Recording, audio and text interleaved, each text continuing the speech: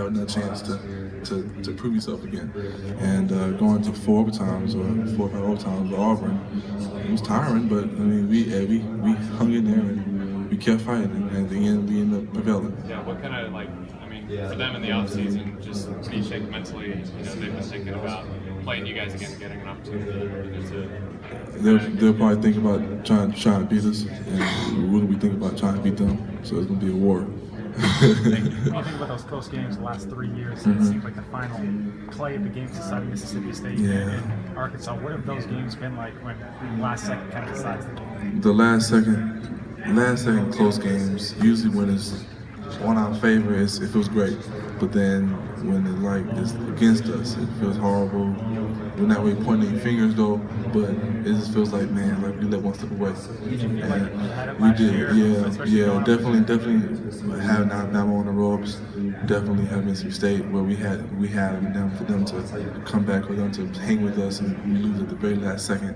It's kind of heartbreaking, but as long as we can pick ourselves up by our bootstraps and keep our heads up and keep believing in ourselves, like I said, we can get things done next year, have a different outcome. How much forward do you look forward to those games? They turn out to last second. Yeah, I look forward to every day pretty much when I go to practice.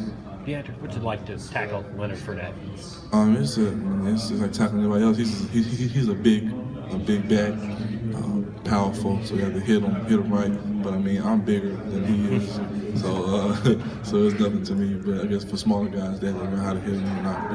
But when the D line was hitting him, and it was a big thing. It wasn't so much big. It was just we was hitting him. That's all. Do you think he's the best back in college football? I believe he's one of the best backs in college football. Yes. We've heard plenty about y'all's success the past 2 years against Ole Miss today. Will you be going into that game with a special intensity, or do you think it'll have a special atmosphere around it? I mean, the Ole Miss LSU games, since we beat them back to back, they always bring up the past with those 2 games. But me personally, I just pretty much play every game the same way. I learn the game plan that we have to do, learn the strengths and weaknesses of my opponent, and execute an attack. You mentioned somebody like Fournette especially. Is that just kind of like 2 humans having a car ride? Yeah, in a sense. He's coming full speed down here. I'm coming around the corner, and we meet each other. It's going to be pretty much a car crash, yeah. You mentioned having some close games against Alabama. I guess what's been your experience with that program so far, and how do y'all view this opportunity, obviously them coming to Fayetteville this year? Oh, it's going to be great. The last time they came to Fayetteville, we lost 13-14, real close one, like I said earlier, but playing them, we always playing well, and then at the last moments is laughing with things. We can learn how to play consistently throughout the whole the whole game at a high level, and I believe that we can prevail. Being from Carrollton, how were you affected by what happened in Dallas last week, and kind of where were you when you heard about it and followed it? Well, the first time I heard about it, I immediately thought of my teammate, Riley Williams. His father is a cop, so I didn't know if his dad was in it or what. And second thing, I mean, it's hard. It's hard to know that people are dying out here daily. Whatever they are, whatever background, to come from cop or not cop, it's hard to hear that because no one wants to lose a life at all, and just my thoughts about it was just, I guess we need more love in this world. Were you calling to check up on his dad? I texted him, I made sure that he was okay. I asked him personally, that's all. But he's fine though. You guys got Florida this year. Is that kind of a special game for you guys?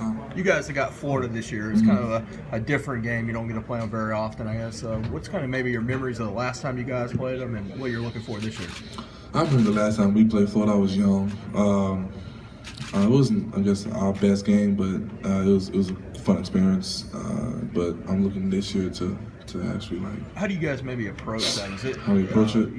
Just like we do every other game, we learn their strengths and weaknesses, and we just capitalize on it. And just try to win the game. How do you approach Fournette? Playing Fournette the last 2 years, y'all been able to slow him down as much as anybody else has. How do you approach? Keep doing what Coach Smith told us to do. Just hit him on. Learn how to bite the ball when we see him attacking first. don't let him get past the D-line. He always looks for contact. Yeah, he does. To combat him, you guys look for him. We look for contact. We're big.